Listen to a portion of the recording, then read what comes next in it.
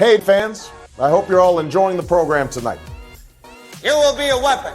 You will be a minister of death, praying for war. If you're not inside, you are outside, okay? Sir, I heard it was the best, sir. It is the best. The only problem you're gonna have is that you didn't buy more. All right, welcome to another week of the weekly Sitrep. Kyle, how was your weekend? It was pretty hectic. And you got 3 kids. There's never really any downtime on the weekend between sports and birthday parties and, chores and everything. So It's a wild time with 3 young kids, but yeah, my manager went to Vegas this weekend, so he's like single and everything. So he was. I was like, wow, we're really having two different. It's a different life. Yeah, like, go have fun, man. I'm gonna go daddy-daughter dance and then go to soccer the next day, and then help.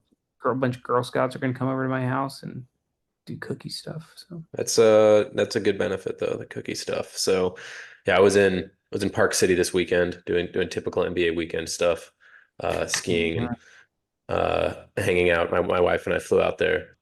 But this week, I want to talk through some stuff with Iran. We're going to go into the border bill, talk about some salacious reporting on Elon Musk, again, from the Wall Street Journal.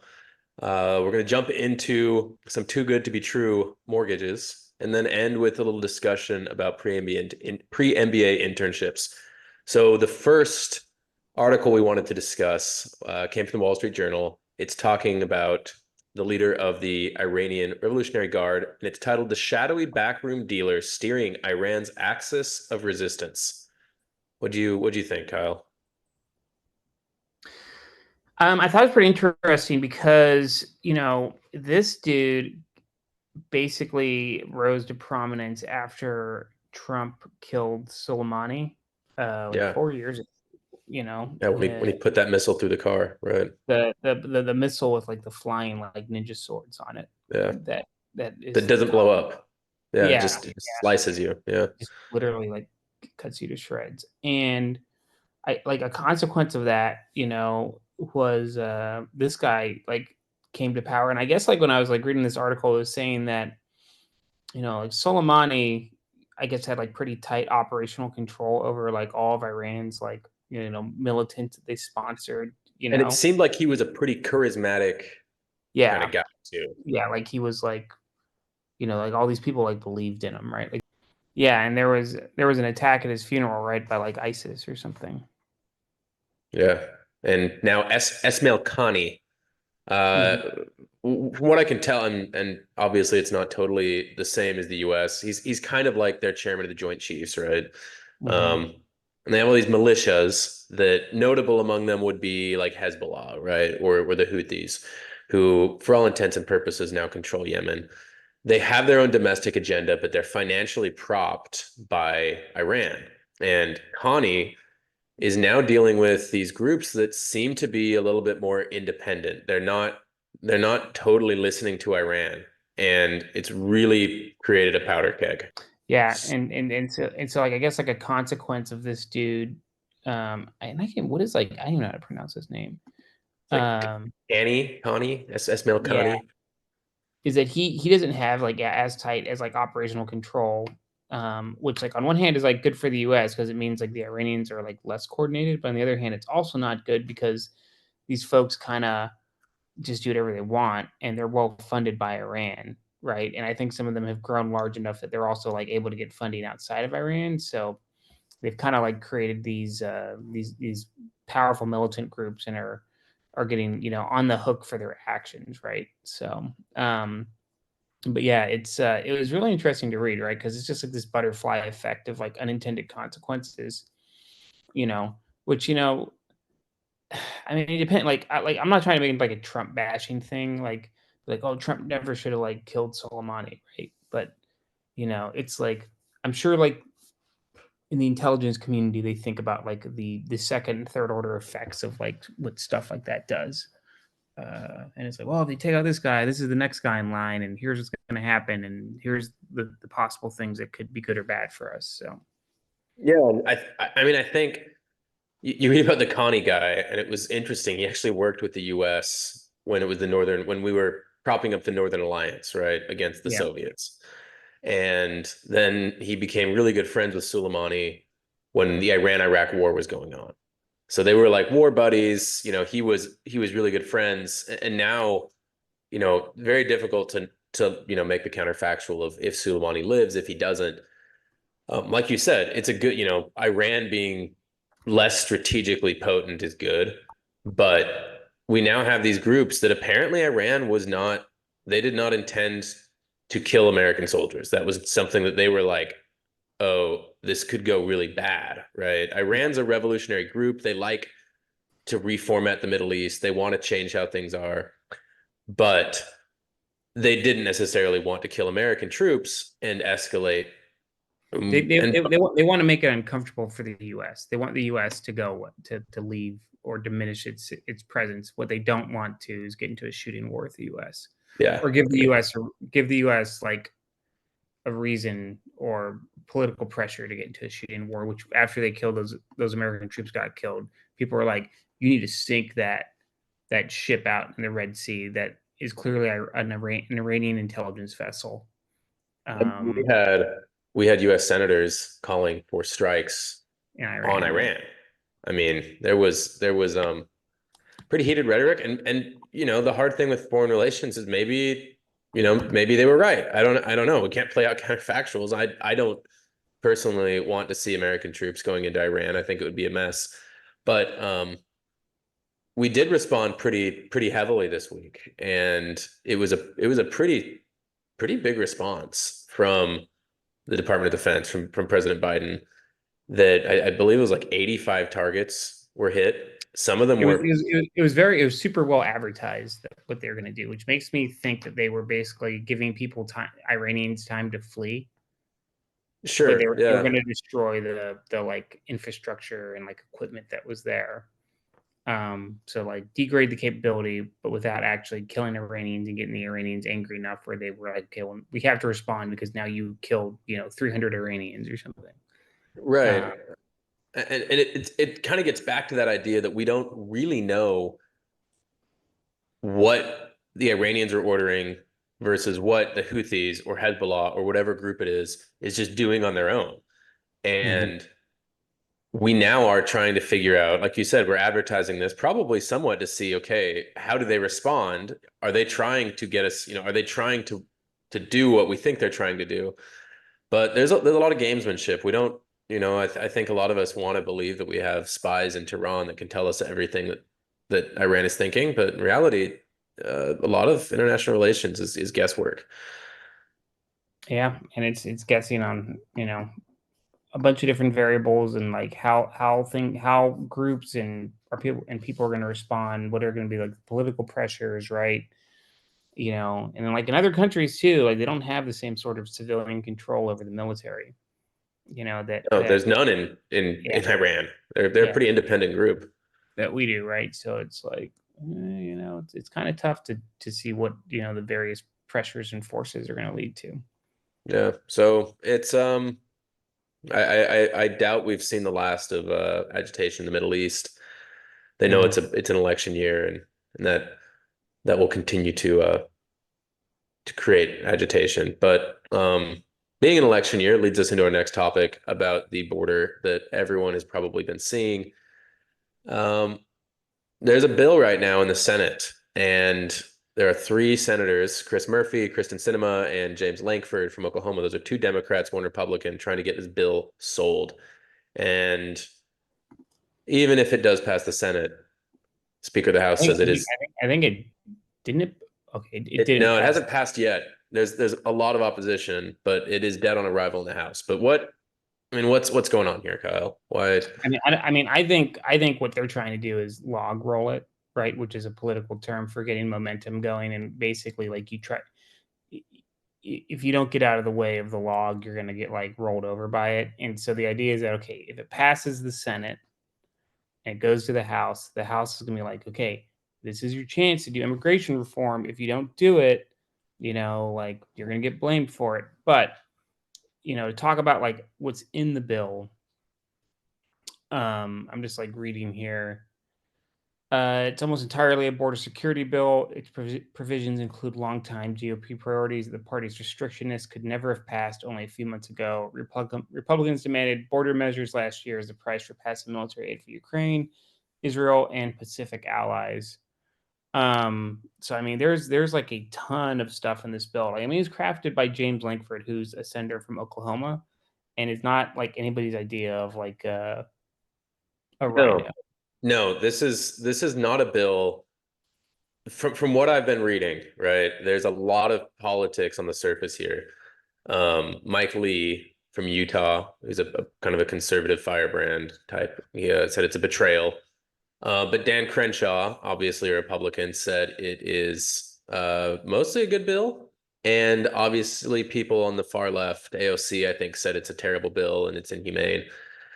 But the reality right now, The extremes are like against it. That usually means it's like well compromised. it's what you need in DC, right? And Mhm. I think it gets really difficult where we look, it's an election year, and what is Trump's rallying cry? And what has it been since 2015, right? When he came down the escalator. All about the border. And if you give Joe Biden the first immigration reform in 40 years, right? And it might be like kind of a good bill, right? It might be pieces that the Republicans actually want. And it's also tied to like Ukraine aid and Israel aid, so it's all sorts of political stuff. But um, apparently Trump is like, I want to campaign on this, right? And the border, most Americans, I think 75% of Americans in an NBC News poll said it's either a crisis or a serious problem. What's happening at the border? And Trump sees that and he's probably like, look, this is my campaign theme. If we give Biden a victory, that's a major issue that Trump can no longer campaign on, right?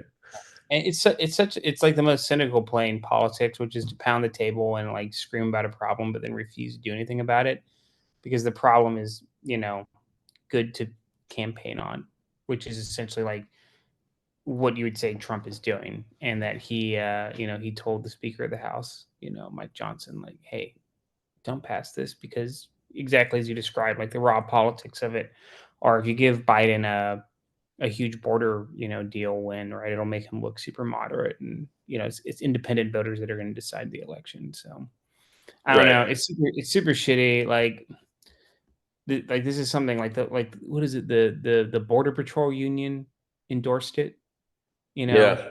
And I was watching CNN before I hopped over to this, and they had, what was it, like Chip Roy or something, like some like dude from Texas, like rep. Yeah, the Freedom Caucus guy.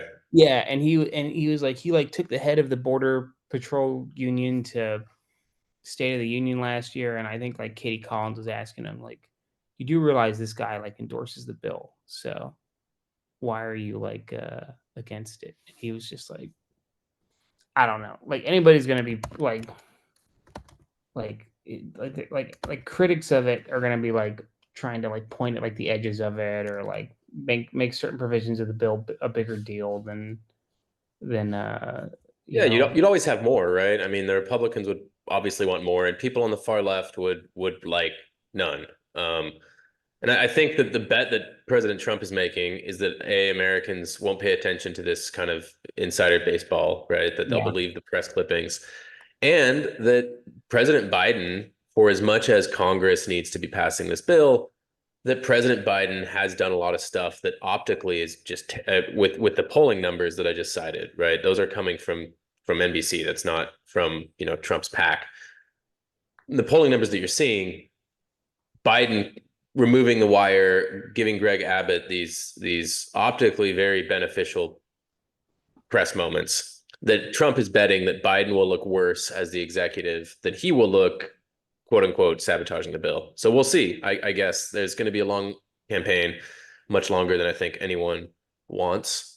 But this is a big. I mean, this is a big issue, and it's front of mind for a lot of voters. Yeah, it's just it's raw politics, and it's shitty, and you know, I don't They know. were It's political football. People just pass it back and forth so you can score the most points with it. yeah, they were talking about the George Santos seat in New York, and it's between, it's a special election, and you'd think that that people would edge Democrat, obviously after George Santos.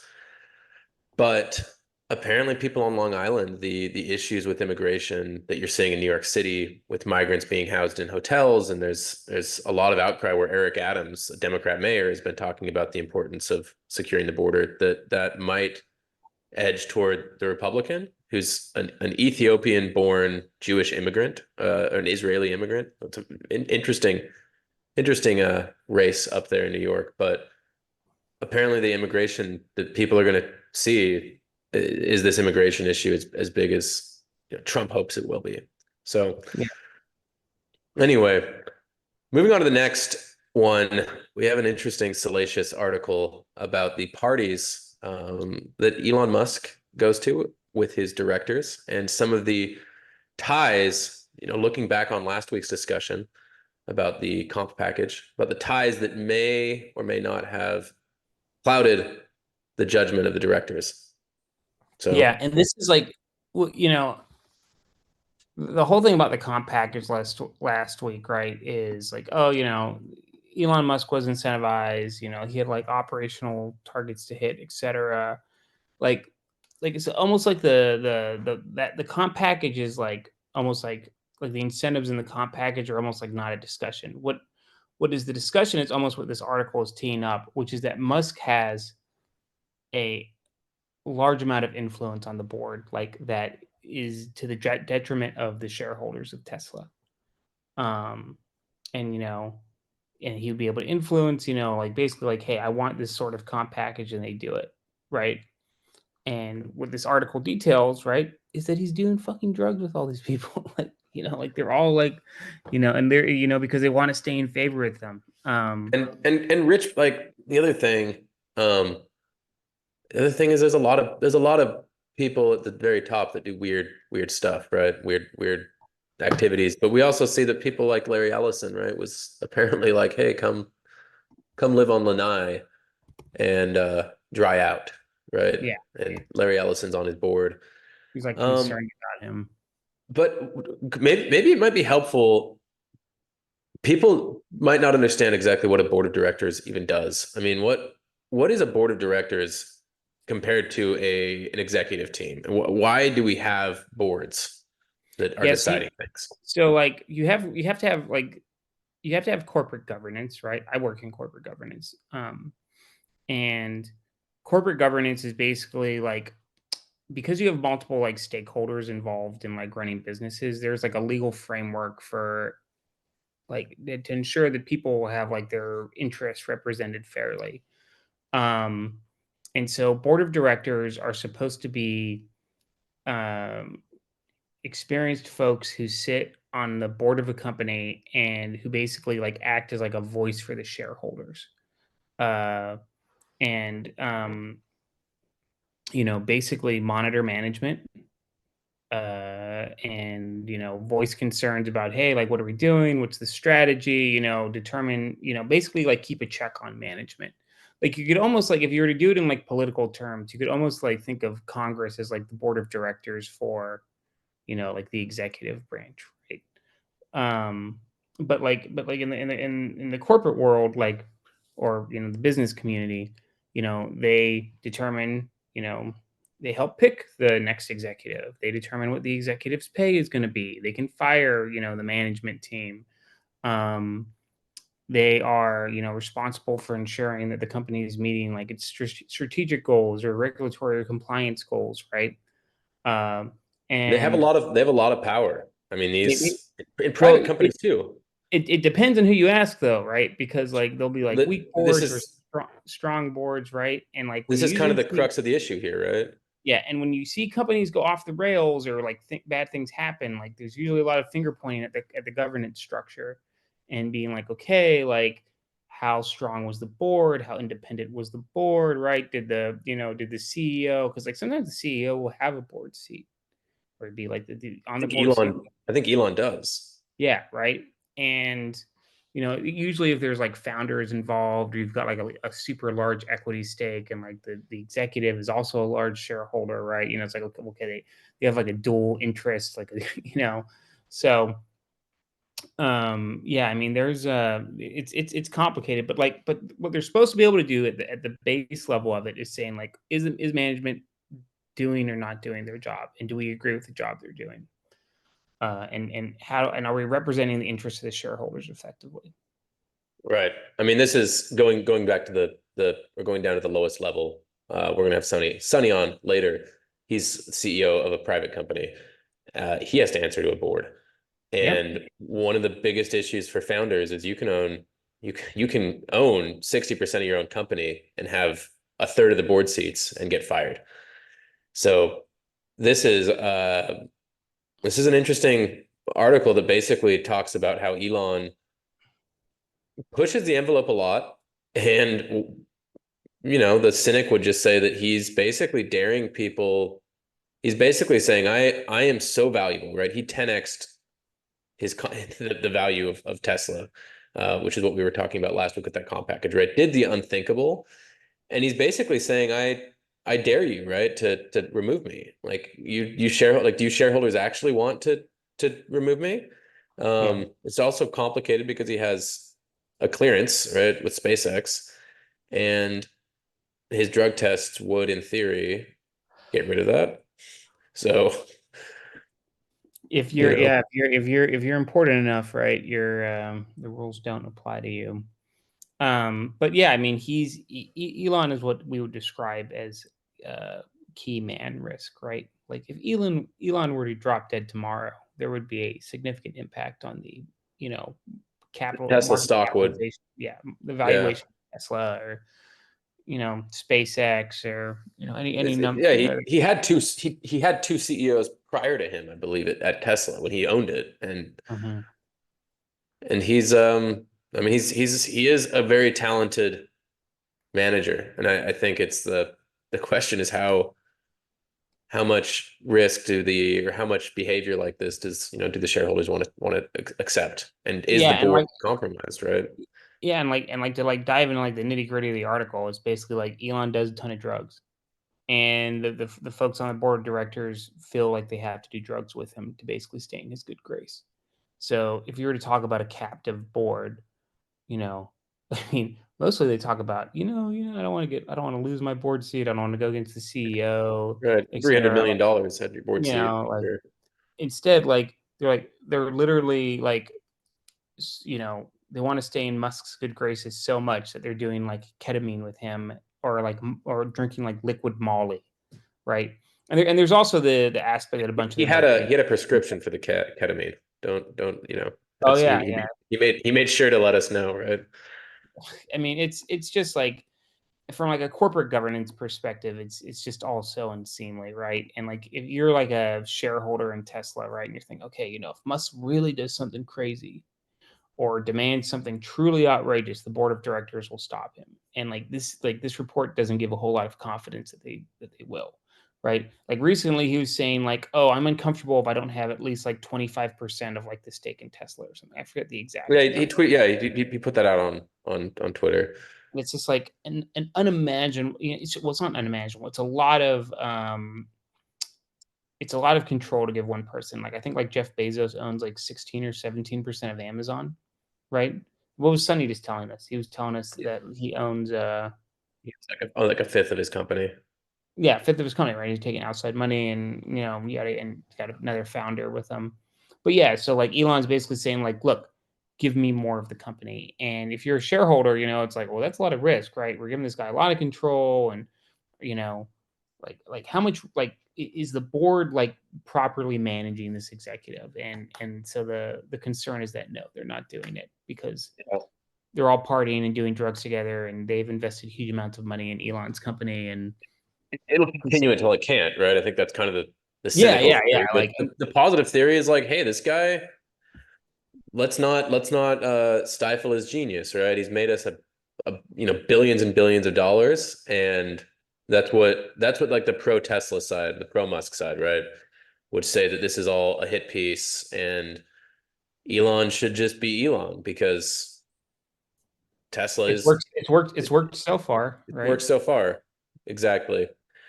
So, I'm not one that wants to ever short Tesla after seeing what happened to people. I never did, but I knew people that tried to short it in like 2019, 2020.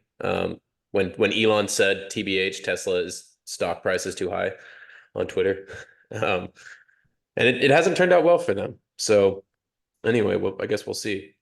So moving on, we have a topic that is near and dear to most vets, and that is the 3% mortgage. So Kyle, how can I get a 3% mortgage for my home? You can go find somebody who has a 3% mortgage, preferably a VA loan, and assume it from them, which is apparently a thing you can do. And that's basically say hey, vet, I'm also a vet. I would like your mortgage. Give me, I will assume your loan from the VA, and I think it probably releases their entitlement too. It does, yeah. So You pay a little bit of the difference. There was a guy in here that moved down to Virginia. He's a naval officer and was told that he would get a 2.1% yeah, mortgage rate. It was fixed. I mean, this was a dream scenario. This was like and probably someone that got it. in a financial era where 7% mortgages have become the norm. Sure.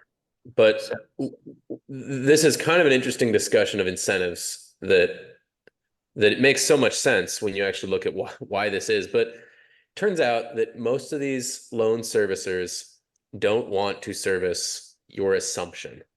So this man in question gets down to finalize the sale. The person accepts his offer, and the loan servicer says, actually, you can't. So he ends up living in Airbnbs for about 6 months. Well, I think what the article said was they took they took really, really long to process the loan, right? Mm-hmm. Because they're not incentivized to do it because they make way less money off of it than make a few $100 as opposed to several tens of thousands. Tens of thousands off originating a mortgage, right? And so it was like literally at the bottom of their to do pile, and they finally got to it. And they said, "Hey, one of these documents is is out of order, right?" So and they're like, "Well, we're supposed to close tomorrow," and it's like, okay, well, we can't close your mortgage. Yeah, so I mean, it's great in theory. And I actually even had a follower kind of tell me he was able to do this to close on a condo, and it worked out. And but he told me they took their sweet ass time to do it. So, I mean, any time the way that these mortgage originators are making money is they charge a fee, right? Just like most financial transactions. And if someone tells you that you're going to make 20 times less than you would have, you're probably not going to work very hard. Yeah. Even if the person is a vet. And Mr. Cooper Group seems like the group that vets should avoid if they're trying to get their loans. The VA's even said it's that they're supposed to do it within 45 days, or they risk basically they risk being able to do VA mortgages and stuff. And I think some of these these mortgage companies have said, yeah, we want to invest in automation to basically make this quicker, to lower the cost of us doing it, and and then or they wanted to raise the price of doing it too. So it was they weren't going to match what they'd get off an original mortgage, but they'd probably at least make it a little bit more worth their while. But yeah, it's just interesting, right? I mean, it reminds me of, it talks in here that they've petitioned the group of mortgage originators, and they've petitioned the government basically to raise the fees, right? Saying, Mm-hmm. look, if you want to fix this, stop putting a price ceiling on this, which is basic economics, right? I mean, it's like any kind of thing that when you restrict the ability of the market to function. I'm sure this guy that lived in Airbnbs for 6 months, if you would have said, hey, would you have paid 4,000 extra bucks to get your loan or to get your house? I'm sure he would have said yes. And most of the time when the government steps in to try and be benevolent and help the consumer, it seems that you get stuff like this, right, where the incentives are destroyed. You need a market clearing price for it, right? And yes. They're kind of they're artificially lowering it in a way that doesn't make sense. And I get if you could just let them charge whatever, eventually they'd be they would compete against each other to start to lower the price. But I don't know. It's And there's also the other thing too. It's like eventually interest rates will come down, and people will refinance or sell their homes or move or whatever. And it's like, what percentage of these like super low interest rate mortgages are going to be out there? Like how big is the market for this even? You don't even know. So Yeah, I don't think it's that big, but it's definitely a siren's call. So to any vets listening, yeah, do your diligence. Figure out if you actually can assume that 2% interest rate. So moving on to the last topic, I want to take a quick break right here and welcome back Sonny Ty. All right, we are back with what seemed to be everyone's favorite portion of the week. So Sonny, take it away. Geez, I'm a little bit embarrassed that you're calling this the favorite portion. Okay, so I was telling Wyatt and Kyle, I'm not sure if I'll have someone to roast every single week. But this week, it looks like I did elicit a reaction today to a post. So I will share my screen and dive into it.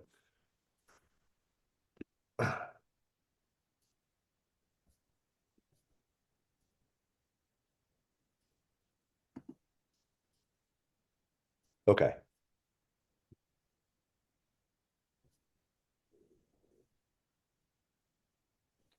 there we go. All right. So today's post is from a young woman named Elena Gold, and looks like she's the founding partner of a fund.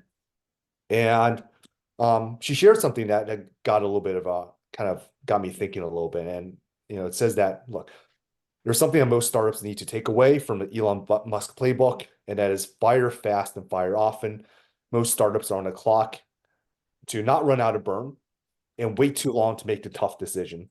And as an entrepreneur, you have to be ready to cut people who aren't performing quickly, even if they seem talented, or you risk sinking the entire ship. It's not personal, it's just business.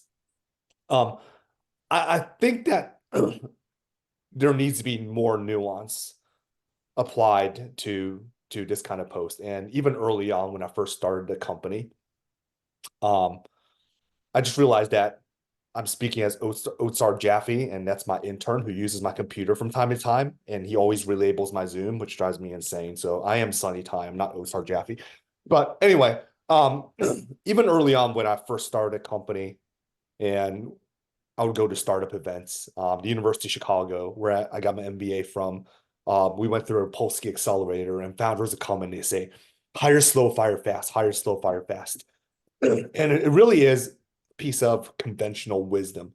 But as I was telling Wyatt and Kyle, as I've gotten into the startup founder journey, I think being a founder is much more about creating an environment and a culture for people to be able to put their best foot forward and be successful.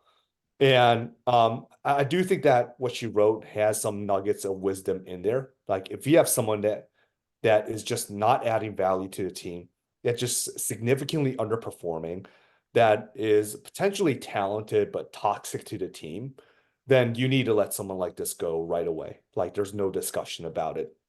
But more often than not, there's various shades of gray, right? It's usually somebody who, for example, maybe is meeting expectations, but barely, but you can tell that they're trying. And you're wondering whether you should bring someone in who could potentially be better, but they're going to take time to ramp up. This person you can also tell is putting the effort in and day out. So it's not an effort problem. Maybe they're slightly overpaid. So just a lot of kind of factors that kind of make you consider a decision whether to keep someone or to let someone go. And it's very, very rarely as cut and dry as like somebody is not performing, if somebody is toxic. And kind of as a founder, I found that really high performing teams are not, I mean, everyone wants to hire A players, right? A plus players. But like, have you ever seen an NFL roster with 53 Pro Bowlers? Like it just doesn't exist, right? You're going to have A players, B players, and probably some C plus players in there. And it's your job to create an environment where your A players, B players, and C plus players are kind of working towards the same, believe in the same mission, working towards the same goal, and giving an A effort day in and day out. And that's where I personally think that companies can become successful. So kind of what rubbed me a little bit, and Elena's like her content's awesome, so just because I disagree with this one, like, doesn't mean that it's all bad. But what rubbed me a little bit wrong way is like the whole Elon Musk comparison and kind of fire often. I mean, if you're firing often, that's kind of more an indictment on you as a hiring manager and as a founder than anything else, because it means you're making really poor personnel decisions, right? You should not be firing often, because you should bring in high performing people who believe in your culture, who believe in what you're trying to build. And very rarely should you be making hiring decisions that are so bad that lead you to be firing often. And the whole Elon Musk comparison, I know everyone wants to be Elon Musk. I know he's the richest person in the world, but he has these kind of inherent advantages that most founders also don't have, right? Like he can sneeze in an investor's direction, and investors will be throwing money at him, right? He has a cult of personality. Like people want to work for Elon Musk because they've kind of seen his track record of success. So most founders just won't be able to replicate that. And also, of course, Tesla and all of his companies can afford to pay way more than you'll ever be able to expect to match. So he has these inherent advantages that you just don't have as a founder. So kind of, your superhuman founders might be able to do certain things and kind of go against the grain. And those of us who are starting a company for the first time have to use a different playbook. Yeah, so I'll stop there. I couldn't agree more, right? Like your job as a leader is to like hire talented people and create a culture of high performing teams. And it's not like every like thing you do is like a linear task, right? Like there's so much like if you want to use like a military term, like fog of war, right? Mhm. Like how do you like figure out like what do you even need to do? Like how do you benchmark it? Like how and so this idea like fire fast, it's like, yeah.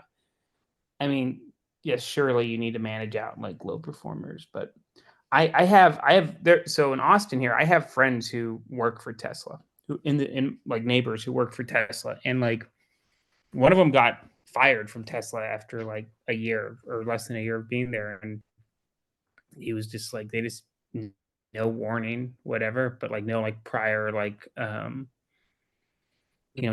prior like like, hey, you weren't doing well or anything. And like one of the other friends that I know, he manages like the first half of like the Giga plant. And he's told me, he's like, I often show up and don't know if I'm gonna have a job, you know. And I'm like, wow, that doesn't sound like a very healthy culture to be in. And he's also told me that he's like, yeah, I've seen senior guys get hired and you meet them and you just know they're not gonna last. And I'm like, well, that kind of just seems like an indictment on like how you guys hire folks, right? Like it's so expensive. You spend so much money to hire people, and you can't like how do you know they're not going to jive with the culture if you're with like when they meet somebody senior and like, oh, this guy shouldn't have been hired. You're like, I don't know. Make it make sense. Yeah, but to your point, Lo, like I think something like this probably does work for Tesla, Yeah. in its own perverse way, because Tesla's comp, like none of us like building small companies can even come close to their comp, right? Hmm. Yeah. Again, Musk has a cult of personality. He has these fanboys and fangirls that will go through heaven and earth just for an opportunity to work at one of his companies or get contact with him. And when Tesla puts up a job posting, you can bet hell on earth that there's going to be thousands and thousands of super qualified people, hyper qualified people that are looking to fill your role if you're gone. And if you're an early stage founder, seed, series A, shit, even series B, like, are you going to even be able to remotely come close to that? And the answer is most likely not, unless you are a previously successful founder with a name. Like, for example, like I think a year ago, I saw the founder of Twitch. He went out and tried to raise a seed round, and A16Z threw like $25 million at him, seed round, right? And he's built $1 billion exit before. So obviously the next time around, it's going to be a little bit different. And you already have that credibility, but most founders just don't have that. So I just think that going back to last week when I recorded an episode with you guys, you have to approach things with a sense of humility. I think especially early stage founders, like use humility to your advantage. Like just admit when there's things that you don't know, and your job is to surround yourself with subject matter experts that are way better than you at their specific domain, who you trust because they believe in your culture, they believe in your mission, they have the same values as you, and have them go out there and just freaking execute and do like build what you wanted to build. And I think if you do that, you'll be successful more often than not. Yeah, for sure. I think it's great advice. And I was looking at that woman's resume too, and it's like, yeah, it's like, there's some cool stuff on there, but there's nothing that like struck me that was like, okay, like somehow she got into angel investing and Well, she's you know, young. Like yeah, I don't think I don't want to pick on her too much. She seems like a nice woman. And she does post a lot of great stuff about the startup journey. And like God knows I've said stupid shit before. yeah, But it just doesn't look like she's had experience hiring and firing before. yeah, And as I was telling Wyatt before you joined, firing is still like the most miserable thing that I've ever had to do in my startup journey, whether it's a layoff or whether it's like an actual performance firing. It absolutely sucks. And I never want to kind of lose. I don't want to lose that. I don't want to be desensitized to that, because every time you do that, it's like it's someone's life, right? yeah. It's You're turning somebody's life upside down. In all likelihood. yeah, and you also kind of should take some responsibility for that, because you hired this person, you evaluated them, and you thought it was going to be a good fit, and you didn't put them in the right position to be successful. Some of it could be within your control, and some of it could maybe is not. Give an example. Like I recently had to lay off 2 people, which is, again, I mean, it's not a lot, but for a Series A company, we don't have a ton of people. One of them is because we basically just shut down our DoD business. We're at the point where we had to stop applying for SIBRs and just like focus on our commercial business where we felt like it was scalable for people. And the other one was my former head of sales, who we dropped to an IC role after we brought in our new CRO. And there just wasn't kind of a place for him anymore. And I've had a really, really good personal relationship with both of them. And it was the absolute like most gut-wrenching thing. Gave both of them as much severance as we could afford. I personally took a pay cut and said that until I help these 2 gentlemen find a job, I'm not going to bring my pay back up. And it was just a way for me to like kind of share in some of the pain. I'm not saying everyone has to do that, right? But for me, it just felt like the right thing to do. And I think that I'm not saying everyone has to take that approach. Also put in additional hours to help them revamp their resumes and introduce them to job opportunities, like make reference calls, like all those things. And I understand as companies get bigger, like that's not super scalable, but especially at the early stage where kind of you want to make sure that you're the type of leader that takes care of your people. I just think it's super important. I also, a few months after that, had a gentleman voluntarily leave, go to a bigger company where the pay was going to be better. And on his way out, he said, "Sonny, I'm sorry. They poached me, man. They offered me a pay package I just couldn't refuse. But on my way out, I'm going to invest $100,000 in the company." Didn't ask the guy, right? He just said, like, "I believe in what you guys are building, and I want to continue to be a part of it." So he left. He invested $100,000. But that's the kind of environment that I felt like we've been able to create, and what's kind of led us to be able to endure a lot of hardship to the modicum of success that we've achieved today. So, Yeah, super awesome, and appreciate the words of wisdom from somebody who's in the arena. So yeah, don't know about wisdom, but you just get burned enough times to try to figure out what works and what doesn't, and it's still a learning experience for me as well. I'm not the arbiter of truth or anything. I think there's really only one way you can assure that you're going to be hiring right. And that's hiring submariners, SOF, and aviators, right? Right. So Right. Match. you've got to make sure. So I kid, but also there's plenty I think Kyle, you're the only one among us who is an aviator. But I kid. But anyway, Sonny, thank you so much. Yeah, hiring, firing, it's hard, and vets have never actually done that for as much as we've led people, right?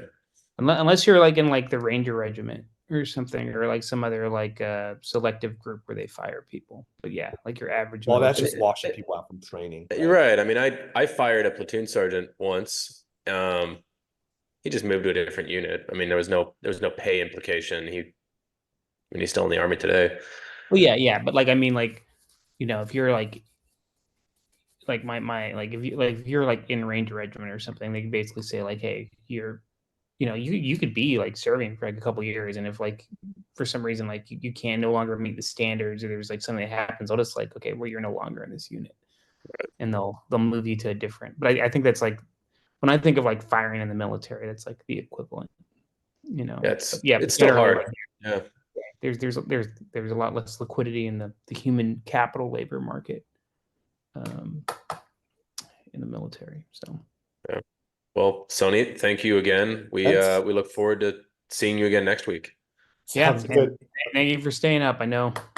Hey, no worries at all. I forgot that you're in Austin, because I'm in Austin right now, but I got to fly out early tomorrow morning. But next Oh, time, I will hit you up. And yeah, for sure, man. Would love to. All right, guys. Talk soon.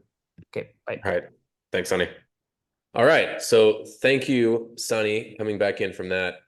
Last topic we're going to touch on, Kyle, we get a lot of people asking us, I just got into an MBA program, and I've got this awkward period of time, say 8 months. I've got a career skills program. Can I go and do an internship, rebrand myself, and suddenly compete with the civilian kids that are coming in for jobs? Can I basically use this internship? So what do you think of pre-MBA internships? What's kind of the overview? I think they're great. I did one, right? I did the Goldman Sachs. I did one as well. Yeah, I was at a seed stage startup. So yeah, I did one as well. Yeah. I thought it was super useful. I thought it was a great way to get a taste of the corporate sector, the private business market before heading out into doing an MBA. Like you're not walking in totally like naive to what's going on, right? Like you've gotten to like get your feet wet a little, and I think that's very helpful, and it helps in recruiting. Yeah, I mean, I am generally pretty positive about them. I also tell folks, I think like, hey, leave some time for you to like do some fun stuff or like plan for the transition. Like, don't think this is totally necessary, but if you have the time and you can budget it between doing this and like taking a vacation or traveling before you go to your MBA program, like do it. Like, I think the worst thing people can do is like literally like finish active duty one day and then turn around and head to an MBA program the next day. So. Yeah, I remember coming into Wharton and thinking, this is going to be this period where I can really introspect and think about my life and plan my life. And it's kind of been the opposite of that. Not that I haven't really enjoyed my time at Wharton, but it hasn't provided a lot of free time or time for introspection beyond what I probably would have had in the military. So I think that I thought that it would be a lot more relaxed. So I definitely agree there. I think the one thing I would caution people on, and I'll talk to people that ask, should I do this? Should I do that? What CSP is the best? Which one will help me most with recruiting? The reality is that you have a brand as a vet, and that brand is not going to be broken, at least not much. You're going to get some knowledge, but it's really hard to break your brand with a short internship. Yeah, you just don't have like a track record of experience, right? Because from an employer's perspective, like they're going to look at your resume and they're going to see like, okay, you did like 6 weeks, 10 weeks somewhere, right? And they're like, okay, that's cool, but like you don't have like years of experience in an industry, right? And like most internships, like you don't get like, I mean, it depends. Like some internships, they'll put like a fair amount of responsibility on you, but some won't, right? So unless you can really point to like, yeah, I did these like transformational things, or I made a huge impact in a short period of time, right? It's not it's not going to be like super transformational to your career. It's not going to wash the stink of like, you know, being military, right? Like you're Right. not And just and going to be like, yeah, you're a banker now, right? Like, and even to push, even to kind of put this positive spin on it, it, if you go into your, your interview and you have military experience, whether that's operations or that's planning experience, or the fact that you've actually had to interact with people on an interpersonal level, 30 to 40 people, um, if you try to go in and play yourself up as, in your case, a banker, in my case, a member of the revenue team at a tech company, you'll have a much more limited portfolio to work with, and your military stories and your military brand will flow a lot easier and probably be a lot better of a tell, right, than the person that's had 5+ years during your job. Um, but I did have a very good experience at a seed stage startup, so I was basically the opposite end of the spectrum, I think, from where you were. It was a YC backed company that has actually since gone bankrupt. So it was also an oh, experience. It really? was an experience in a company that was doing like over $1 million a year in revenue, and then just fell apart. And was a really cool experience to kind of see how that company worked and the reasons that it didn't work. And that was a lot more. I mean, I didn't really ever even, I think, talk about it in recruiting. Um, and haven't really mentioned it since, not because the company fell apart, just I have a lot more stories from the military. Yeah.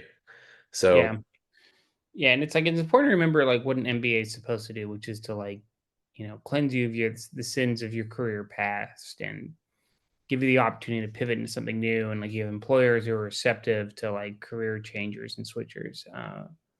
And so like, yeah, even if you go to Goldman Sachs or, one of these other like pre-MBA internships, like one of the banks, which really were the most structured and regimented ones are going to be yeah, found. Like it's not going to transform you. You're going to need like at least a couple years of experience to really kind of start to develop like a market value assigned to you. Um, and that market value may be out of sync with what an MBA would get paid anyway. So so it's not like I mean I think they're great. I think they're super helpful and educational and them over you over if it's the choices between pre-MBA internship and like sitting in the S3 shop, yeah, like obviously go do the pre-MBA thing. obvious. But I also, like you said earlier, take some time to reflect, relax. If you don't, if you don't have time, right? Like if your active duty ends a month and a half before, you won't have some major disadvantage compared to your military peers that did a pre-MBA internship. So Yeah, don't worry too much. yeah, yeah. And I mean, I talked to some people here, my employer who are doing like skill bridge internships, and they'd be like, what should I try and do? Like, are they gonna give me work? And I was like, man, this is like totally free for you. Just like come here, have a great time, network, learn as much as you can about the company, you know, and learn about the industry as much as you can. And then when you go to your MBA, you'll just be that much more well informed, and you'll have a bit of a network too if you want to, try and rely back on it. But like, don't think this is gonna like make or break your career. Like it's just a chance for you to explore your horizons or whatever, or broaden your Yeah. horizons, I guess. Yeah. Well, Kyle, been a good week. You have anything, any fun Girl Scout cookie parties planned this week? No, but I think we got the end in sight for Girl Scout cookies. They're slowly disappearing from my house. So What's on the menu for the Super Bowl? I don't know. I don't know where I'm going to watch it. I don't know who I'm going to watch it with. I'll probably watch it with my neighbors, but I don't know what we're going to do. We'll probably do wings. My daughter really likes wings. So I don't know. I'm not sure. Maybe we'll do like a Taylor Swift themed uh Super Um, Bowl. I imagine, yeah, my wife and sisters and everyone was talking about it. I guess she dropped a new album announcement, Yeah, right? the Grammys. The At the Grammys. Grammys. So One of my coworkers told me today that I don't know where he got this piece of knowledge, but he was saying like that she was having trouble. Like they didn't know where she could park her private plane because the Vegas airport is so like slammed with is going to be so slammed with private planes for the Super Bowl. And I said, well, she should skydive then. It'd be the greatest news story in the history of the Super Bowl ever. That would be incredible. So something tells me they'll figure out how to get her a spot. Yeah, I see. We see Taylor Swift's Super Bowl private jet parking likely secured despite concerns over pop stars' travel plans. Maybe she can. She can ride with Kanye. Yeah, well, she's in Japan. She's like doing a show in Japan. Right. So she's got to get. So she's going to show up like right before it starts. Right. My wife is like Oh, talking her off about this. You and mine both. Yes. Yeah. So if a more cynical person would talk about how the NFL's rigged, but I for one think that Andy Reid is just the best coach out there. So yeah, he really is. And watching him come, from the Eagles to the Chiefs, right? Dude, it's just his Nuggies commercial is my favorite. yeah. I do like his commercials, right? He just, he seems like a pretty it's a down to earth guy. Down to earth guy, right? He's not all grumpy like Belichick is. So no. So okay, well, what's your score prediction before we hop off? Oh, I don't even know. I haven't even looked at it. So I would normally like to just whatever the line is, right? But I'd have to go do a little more research. So I'll say, but I probably think the Chiefs are going to win. I think I'll take the Chiefs. I'll say Chiefs by 5. Yeah. So all right. Maybe go put a bet on it somewhere, get some action. Well, I guess we'll see on Monday how much you made. So have a great week, Kyle. Yeah, you too, man. We'll talk soon. And hey, everybody, thanks for listening. Appreciate it.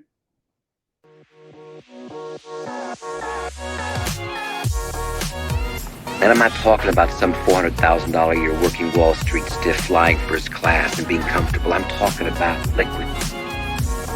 Rich enough to have your own jet. Rich enough not to waste time.